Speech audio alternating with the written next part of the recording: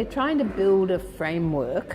So our objective is to bring a whole lot of literature and evidence and experience from around the world to draw together a whole lot of different threads around this concept of citizenship and well-being. Citizenship in the context of mental health, or the experience of having lived through a crisis of mental health, means to me full integration into the life of my choice. It doesn't mean voting rights or things like that. It means reclaiming my place in my community, in my family, in my home. The greatest enemy of citizenship and recovery is what we've always done.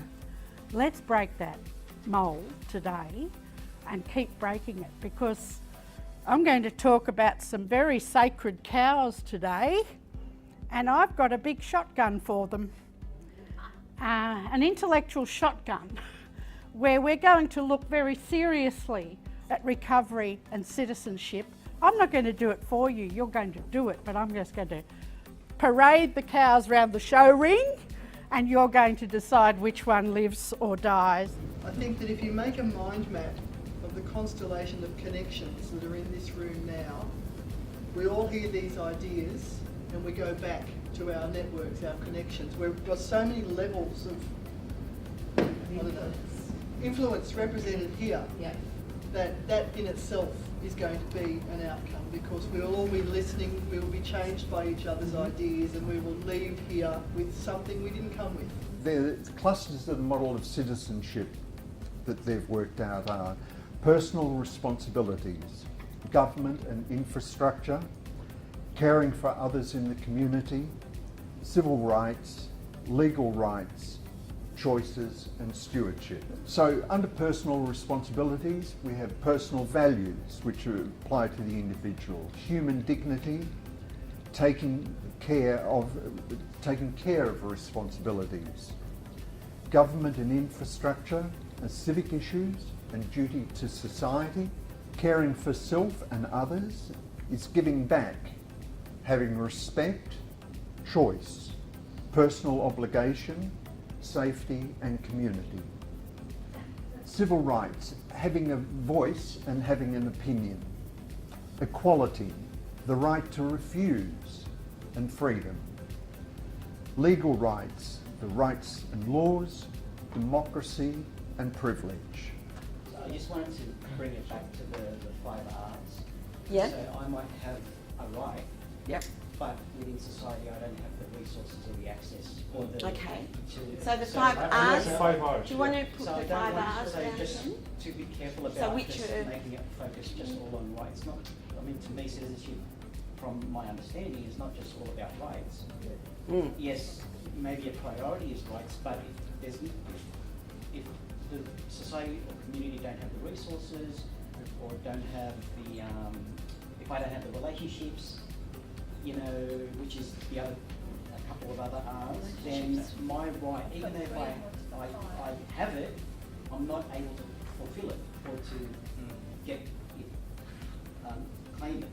I think that we really need to look at that the conversations that we have with government, and make sure that it's not just about mental health and mental health services, that it's a whole of government approach, and that we're talking holistic conversations with whole communities and whole families within that communities, and all of the essential criteria of what makes well-being and citizenship. It's about us thriving, not just surviving.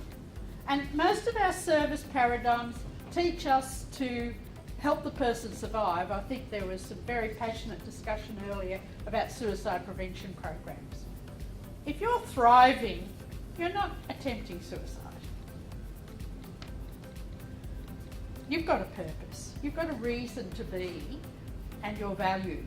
We have really hung our hat on recovery as a principle overall, and believing that and trying to help everybody to be a contributing member of society and a firm belief that that is possible and people should be enabled, supported in any way that they can. Recovery is not only an individual journey.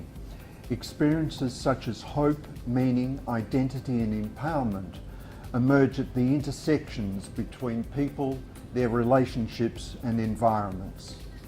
These are social interactions rather than states that the individual possesses. The need of the individual and the need of the community, that is interdependence, are inseparably linked. All these changes in the Netherlands, many people wondered, people with severe mental health problems, are they lost in these transitions? So we made this national action plan called Crossing the Bridge, aimed to improve the mental health care for people with severe mental health problems. It was done in 2014 with a lot of different stakeholders involved in developing that plan.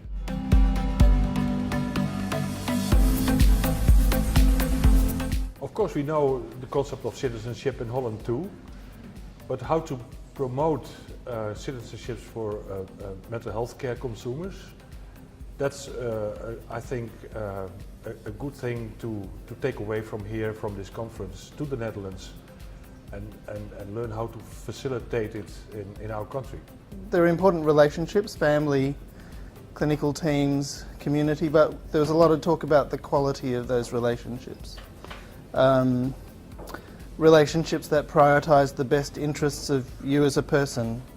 So for a clinician, being able to relate to this person rather than being focused on meeting your KPIs.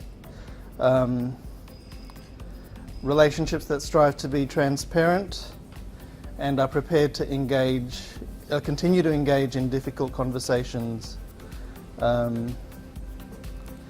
And relationships that allow you to become a citizen in the way that's important to you. So not a kind of prescribed, this is what it means to become a citizen. What we really want people to take away from the two-day match here at Flourish Australia is a shared understanding of how we can work together to build stronger pathways for people to gain and reclaim their full citizenship as members of the community.